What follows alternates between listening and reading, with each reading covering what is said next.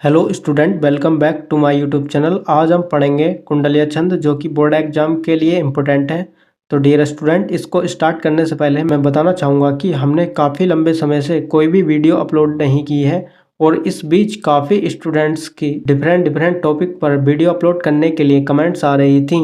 तो finally students, हम daily video upload करेंगे और उन सभी स्टूडेंट्स की हेल्प की जाएगी जिन्होंने वीडियो अपलोड करने के लिए रिक्वेस्ट की है। तो चलिए बिना समय गंवाए आज हम कुंडलिया छंद को पढ़ेंगे। तो सबसे पहले आपको इसका एक उदाहरण याद कर लेना है जिसमें 6 चरण होंगे। ठीक है, आप इस उदाहरण को याद कर सकते हैं। हमने आपकी सुविधा के लिए बहुत ही आसान उदाहरण लिखा है। तो डियर स्टूडेंट, जो आप कुंडलिया छंद का उदाहरण याद करेंगे उसमें एक दोहा और एक रोला मिक्स होगा, जिसमें दोहा के 2 चरण और रोला के 4 चरण। इस प्रकार से दोहा और रोला के 6 चरण होंगे। इस प्रकार से दोहे के 2 चरण और रोला के 4 चरण मिलाने से कुंडलिया छंद बन जाता है। और यदि हम इन सभी चरणों में मात्राओं की बात करें तो इसके प्रत्येक चरण में 24-24 मात्राएं होती हैं।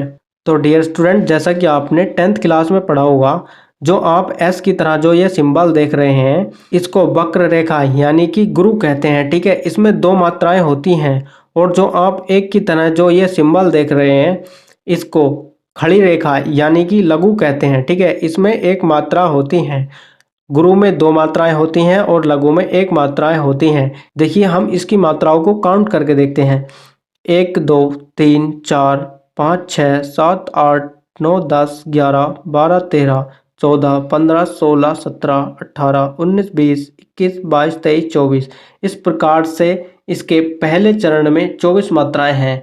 यदि आप इसके दूसरे चरण में काउंट करेंगे तो इसमें भी 24 मात्राएं हैं। इस प्रकार से इन सभी चरणों में 24-24 मात्राएं हैं। ठीक है, तो डियर स्टूडेंट, अब हम देख लेते हैं कि आपने जो ये 6 चरण वाला एक उदाहरण याद किया है, इस उदाहरण को देख करके किस प्रकार से आप इसका लक्षण लिख सकते हैं।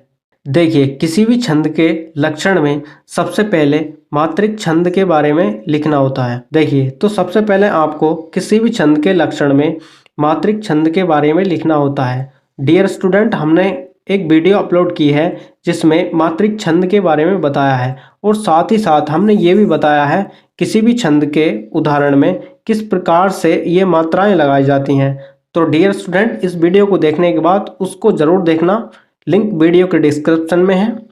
देखिए, मात्रिक छंद 3 प्रकार का होता है: सममात्रिक छंद, अर्ध सममात्रिक छंद और विषम मात्रिक छंद। तो जो कुंडलिया छंद है वह विषम मात्रिक छंद है। कैसे? आइए इसके एक कंडीशन को देख लेते हैं। देखिए, विषम मात्रिक छंद वे होते हैं जिन छंदों में 4 से अधिक 6 चरण हो और वे 1 से न हो। ठीक है, विषम मात्रिक छंद कहलाते हैं। जैसा कि आप इस उदाहरण में देख रहे हैं, यानी कि 4 से अधिक इसमें 6 चरण हैं। ठीक है, और इसके प्रत्येक चरण में अलग अलग मात्राएं शो की गई हैं। तो सबसे पहले कुंडलिया छंद के लक्षण में यही लिखना है कि यह विषम मात्रिक छंद है। ठीक है, कुंडलिया छंद जो है यह एक विषम मात्रिक छंद है। उसके बाद लिखना है इसके चरणों के बारे में, यानी कि इसमें कितने चरण होते हैं। जैसा कि आप जानते हैं इसमें 6 चरण होते हैं। ठीक है, तो इसके आगे लिखना है इसमें 6 चरण होते हैं। ठीक है, और इसके बाद एक जो इम्पोर्टेंट इसका लक्षण है वो ये है कि जैसा कि आप इस उदाहरण में देख रहे हैं, इसके पहले 2 चरण दोहा छंद के हैं और अंतिम 4 चरण रोला छंद के हैं। ठीक है, तो इसमें यही लिखना है कि दोहा छंद के बाद एक रोला मिलाने पर कुंडलिया छंद बन जाता है। ठीक है, यानी कि दोहा छंद और प्लस रोला छंद।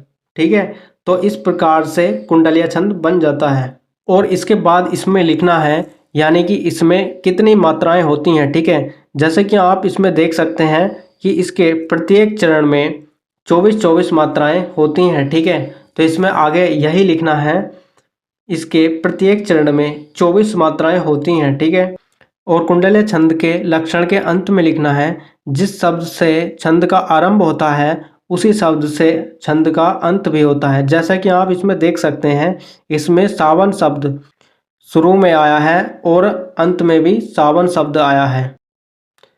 जिस शब्द से छंद का आरंभ होता है उसी शब्द से छंद का अंत भी होता है, ठीक है। और इसमें आगे भी लिख सकते हैं, और रोला का प्रथम चरण दोहा का चतुर्थ चरण होकर आता है, ठीक है। तो इसके लक्षण को एक बार हम दोबारा पढ़ते हैं। यह विषम मात्रिक छंद है, इसमें 6 चरण होते हैं। दोहा के बाद एक रोला मिलाने पर कुंडलिया छंद बन जाता है। इसके प्रत्येक चरण में 24 मात्राएं होती हैं। जिस शब्द से छंद का आरंभ होता है उसी शब्द से छंद का अंत भी होता है, और रोला का प्रथम चरण दोहा का चतुर्थ चरण होकर आता है, ठीक है। तो ये कुंडलिया छंद का इस प्रकार से ये लक्षण था। अब देख लेते हैं इसके उदाहरण को।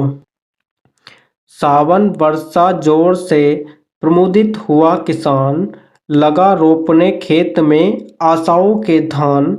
आशाओं के धान मधुर स्वर कोयल बोले, लिए प्रेम संदेश मेघ सावन के डोले। ठकुरेला कवि राय लगा सबको मन भावन, मन में भरे उमंग झूमता गाता सावन। तो ये इस प्रकार से इसमें पहले 2 चरण दोहा के हैं और इसके अंतिम 4 चरण रोला छंद के हैं, ठीक है। तो डियर स्टूडेंट, इस प्रकार से कुंडलिया छंद कंप्लीट हुआ। वीडियो कैसी लगी कमेंट्स बॉक्स में ज़रूर बताना। वीडियो अच्छी लगी हो तो लाइक कर देना और चैनल को सब्सक्राइब करके बेल आइकन प्रेस कर देना, जिससे कि नेक्स्ट वीडियो की नोटिफिकेशन सबसे पहले मिल सके। इसके बाद हम नेक्स्ट टॉपिक में आर्टिकल पढ़ेंगे। तो चलिए मिलते हैं नेक्स्ट वीडियो में नेक्स्ट टॉपिक के साथ। तब तक के लिए जय हिंद, वंदे मातरम।